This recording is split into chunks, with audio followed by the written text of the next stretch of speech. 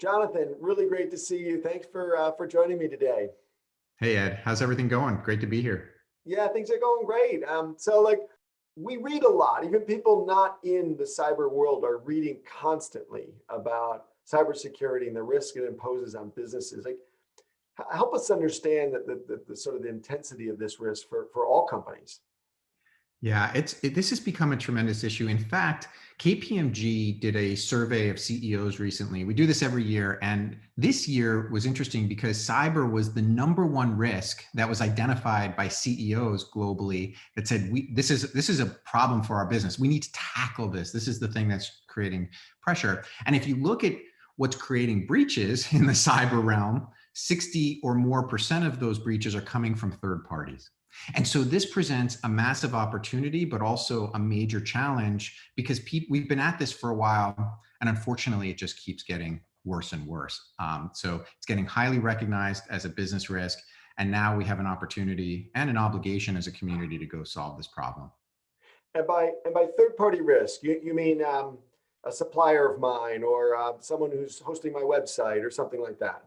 Yeah, anyone that you're sharing data, that has access to systems, people that are part of your supply chain, we're finding a lot of these risks haven't been identified over time, but now they're presenting themselves, right? You're seeing breaches that on a weekly basis are starting to impact your supply chains. And I think they're becoming more apparent now because of some of the digital transformation requirements that businesses have. You're starting to see more vendors getting introduced into different parts of the business. And again, they're now part of your supply. They're now part of the process, and it's becoming more, apparent how important understanding the relationship and ensuring that they can manage the security of your data as well. So I guess hackers are targeting the weakest link in the chain, if you will. Absolutely, they always will, right? They don't want to get it. They want to make it as easy as possible, and certainly, in a lot of cases, third parties represent a better target than a primary target. And why is that hard? Like if you have a range of suppliers and a part of your sort of digital environment or ecosystem, like why is it hard to track and manage that risk in particular?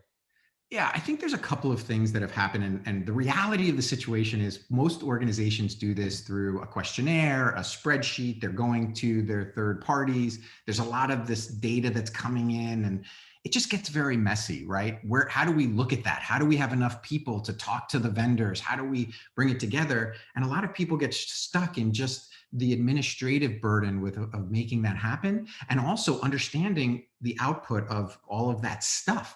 How risky is this vendor? How do I make a decision? And unfortunately, to get this to scale requires a different way to do it than what historically we've done, in a more manual way. Yeah, and help us understand that scale. So a major manufacturer, a major bank, or some Fortune 500, how many of these sort of vendors would they have to assess?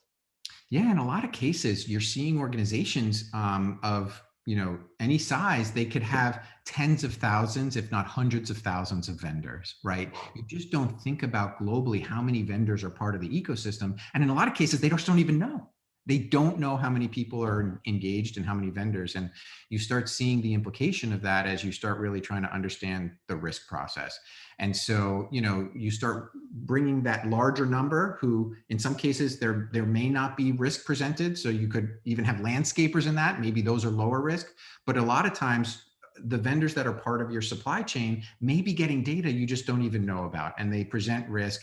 And so let's say you have 100,000 vendors or even 50,000 vendors, there may be 1,000, 5,000, 10,000 that may be part of that requirement and ecosystem. And those are some of the largest clients we have. In other cases, even mid-sized organizations have hundreds of vendors that are part of their supply chains. And even in that case, it becomes really hard to do manually and aggregate all this data and make sure that you make good decisions. And frankly, even hire people because they haven't been part of the core, the core selling and design and development and production part of your business. So this becomes the challenge, is really how much do you dedicate? How do you make sure that this is efficient? And then how do you make better decisions?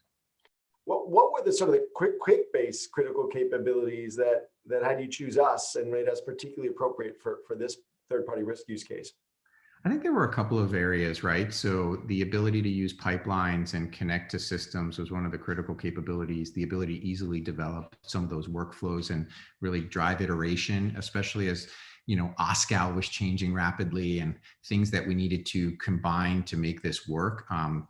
Quickbase just was a natural platform to really support those initiatives. And in fact, we're going to have a session where we're actually going to show how we thought about this, how we did this together, how to actually start preparing for this. And so I'm excited about that as well. Hopefully people can join us for that. Yeah, there's definitely, I think people are really excited to see that, where the actual demonstration of how it was spec'd and built together with KPMG and Quickbase transforming assessment process. So really exciting. So Jonathan, can't thank you enough for joining us today and partnering with us on this really, really important business critical need, and look forward to seeing you again. Thank you. Thanks, Ed. Thanks for having me.